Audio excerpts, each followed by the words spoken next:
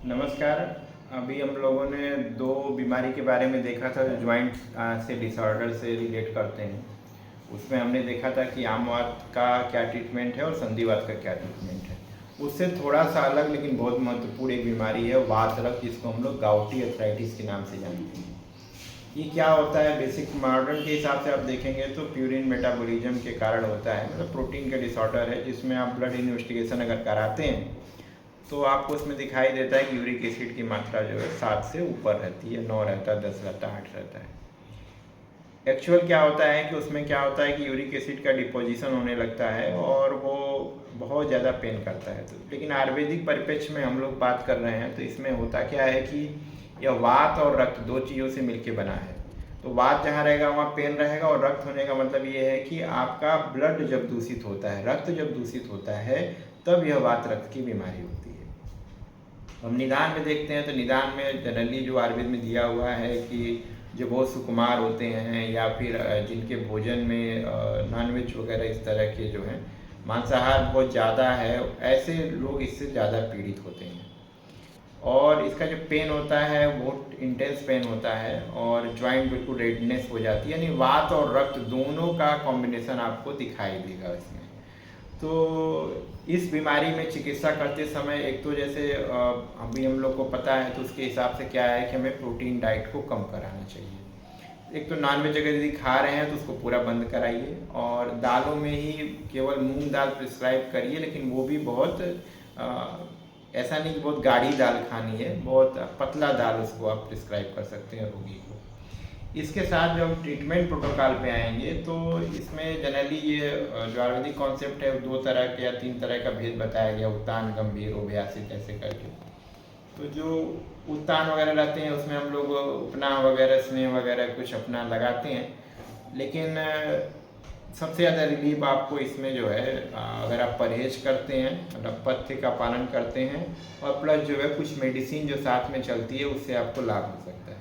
तो जो oral medicine हम लोग जनरली प्रिस्क्राइब करते हैं वह क्या है कि एक तो आपका वात शामक औषधि होगी और दूसरा रक्त शोधक होगी। तो वात शमन और रक्त शोधन ये दोनों एक साथ करने वाला आपका गुगुलू होता है, जो कि बेस्ट गुगुलू में हम लोग देखते हैं तो अमृताज गुगुल होता है। सॉरी, अमृताज गुगुल जो है आप इसको ड्रग ऑफ चॉइस के रूप में आप इसको समझ सकते हैं, इसको यूज कर सकते हैं। इसके साथ में हम क्या यूज करेंगे, जैसे कैसोर गुगुल बहुत बढ़िया काम करता है इसमें। तो गुगुलू जो भी रहता है जनरली 2 गोलियां हम लोग देते हैं, लगभग अपना मान लीजिए 1 से 2 रत्ती के आसपास का डोज रहता है। तो 1 से 2 गोली आप जो है उसको 2 से या 3 बार उसको दे सकते हैं। प्लस साथ में आपको रक्त शोधन भी करना है, तो रक्त शोधन के हिसाब से आप जो है रक्त शोधक कोई भी औषधि जैसे निम्बादिवटी वगैरह ये सब आते हैं, पंचतीर्थ गुगुल भी आप प्रयोग कर सकते हैं, साथ में यूज किया जा सकता है। और जो डिपोजिशन हुआ है, तो चूंकि यूरिक एसिड आप यूरिन के थ्रू बाहर निकाला जा सकता है, तो जनरली हम लोग क्या करते हैं डायूरेटिक या मूत्र औषधियों का प्रयोग करते हैं। इसके लिए आप चंद्रप्रभावटी यूज कर सकते हैं, गुजरात गुगुल भी प्रयोग कर सकते हैं। गुगुलू आपका क्या करेगा, पेन में और रक्त शोधन में हेल्प करेगा, और प्लस साथ में जो है वह थोड़ा सा विरेचनी हो जाएगा गुच्छुर के कारण।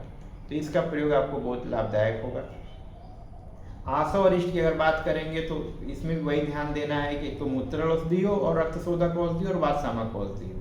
तो ऐसे जितने भी काढ़े हैं आप इसमें प्रयोग कर सकते हैं, आशा और इष्ट आप इसमें प्रिस्क्राइब कर सकते हैं। तो इसमें जैसे गुच्छुरादि काढ़ा आप प्रयोग कर सकते हैं, वरुणादि काढ़ा प्रयोग कर सकते हैं। ये दोनों मूत्र यूरिन की मात्रा बढ़ाएंगे, उसके साथ यूरिक एसिड का डिपोजिशन थोड़ा सा कम होगा, और रक्त का शोधन भी करेंगे। और कषाय अगर आप बनाते हैं तो 9 कार्सिक कषाय जो है इसमें जनरली अपना ड्रग ऑफ चॉइस के रूप में प्रयोग किया जाता है। अगर वो उपलब्ध हो तो आप उसको दे सकते हैं। इसके अलावा कोकिलाची का क्वाथ वगैरह भी प्रयोग किया जाता है।